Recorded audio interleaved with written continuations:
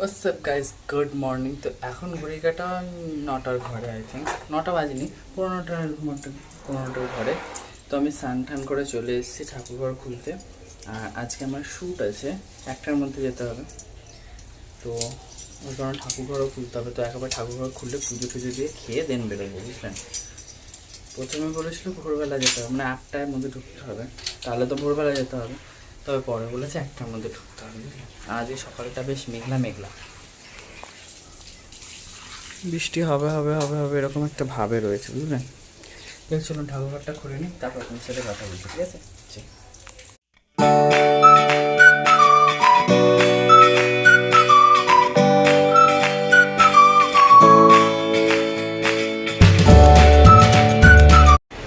তো গাইজ এখন ঘড়ি কাটা 1:08 হয়, ঠিক আছে। এই জাস্ট আমরা মেট্রো স্টেশন থেকে বেরোলাম। আচ্ছা, ট্রেন একটু লেট ছিল, ওই জন্য আস্তে আস্তে লেট হয়ে গেছে। আর কি রোদটা দেখেছেন বাইরে, রোদ দেখলে মাথা খারাপ হয়ে যায়। মেঘলা মেঘলা আছে, তবে রোদটা একটু বেশি আছে। যাই হোক, আজকে আমাদের কাছে আছে পুরোপুরি স্টুডিওতে, বেশি দূরেও যেতে হবে না। তো চলুন। মেঘলা মেঘলা ছিল সকাল থেকে, হঠাৎ করে আবার এরকম রোদ উঠল। কবে যে একটুখানি বৃষ্টি বাদলা হবে কে জানে। এই যে গাইজ হিরোইন চলে এসছে, আর আরেকজনের সাথে দেখা হয়ে গেছে অনেক দিন পরে। অনেক অনেক বলতে 2 বছর পর, 2 বছর পর এনার সাথে দেখা হলো। আজ প্রথমবার ইনি কাজে এসছে, বাকি ওখানে শর্ট হচ্ছে। আর আমরা 2 বছর পর এসেছে, আর আমি এখানে দাঁড়িয়ে টাকা। এদিকে তো বিরাট বড় লোক গাইস। আইফোনটা দেখা, আইফোনটা এই যে এই যে এই যে বিশাল বড় লোক গাইস, তবুও খাওয়ায় না। কিপটা, বিশাল কিপটা। সব ব্যবসা একসাথে চালাতে হবে না গাইস। যাই হোক, এনার সাথে অনেকদিন বাদে দেখা হলো। চুল ফুল কেটে চিকনা হয়ে এসছে ছেলে, যদি কোনো মেয়ে পটে যায় সেইটা কি আমার ব্লগটা অনেক মিস করছিল, ঠিক আছে। বারবার করে বলছে ব্লগ এনে এই বাকি সব এখানে লাইনে দাঁড়িয়ে আছে। এটা গাড়ি দিদি, কি গাড়ি মুছছে কি আমরিন, ওকে চেনে ভালো করে। চা দিদি বলে দাদা নায়িকাকে ফোকাস করি। কেমন আছে? কি আপনার সাথে গল্প করতে আসলাম। ও এটা দিয়ে টাচ আপ দিয়ে, এইটা কি লাল পাড়ি লাল পাড়ি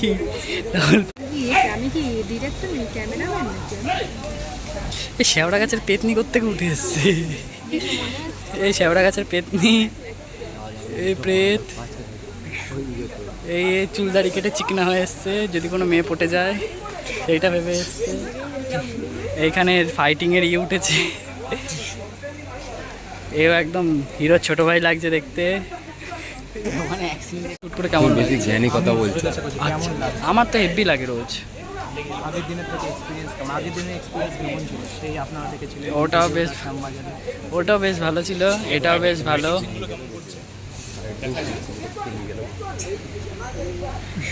তুমি এখন অলমোস্ট 7:30 ক্রস করে গেছে। আর আজকেও আমাদের তাড়াতাড়ি প্যাক আপ হয়ে গেছে। মোটামুটি 6:45 নাগাদ আমাদের প্যাক আপ হয়ে গেছিলো। তাড়াতাড়ি প্যাক আপ হলেই ভালো হয়, বুঝলেন। বাড়িতে আমরা তাড়াতাড়ি যেতে পারি, সেটা একটা সুবিধা হয়। আর ডেট প্যাক আপ হলে জানেন আমি কখন বাড়ি ফিরি। আর দুজন নেমে গেছেন বরানগর স্টেশনে, এখানে থেকে ট্রেন অটো আজকে আমাদের ডেটটি কল টাইম ছিল 1টায় শুরু হলো, আর 5:45 প্যাক আপ হয়ে গেছে।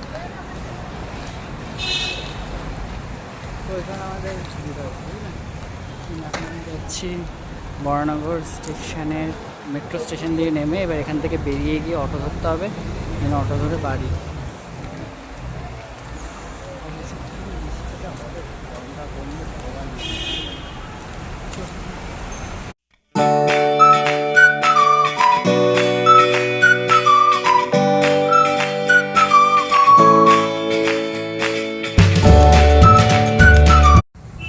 তো গাইজ এখন ঘড়ি কাটা 8টার ঘরে, আর একদম 8:08 আমি একদম বাড়িতে ঢুকলাম, মানে বাড়ি রাস্তা হাঁটছি আর কি, ঠিক আছে।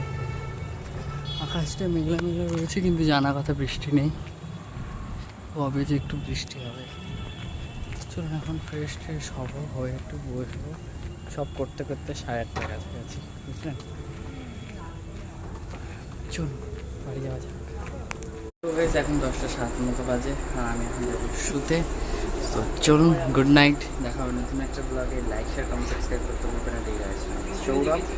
তো ততক্ষণের জন্য পাশে থাকুন, সাথে থাকুন, আর সাপোর্ট করুন।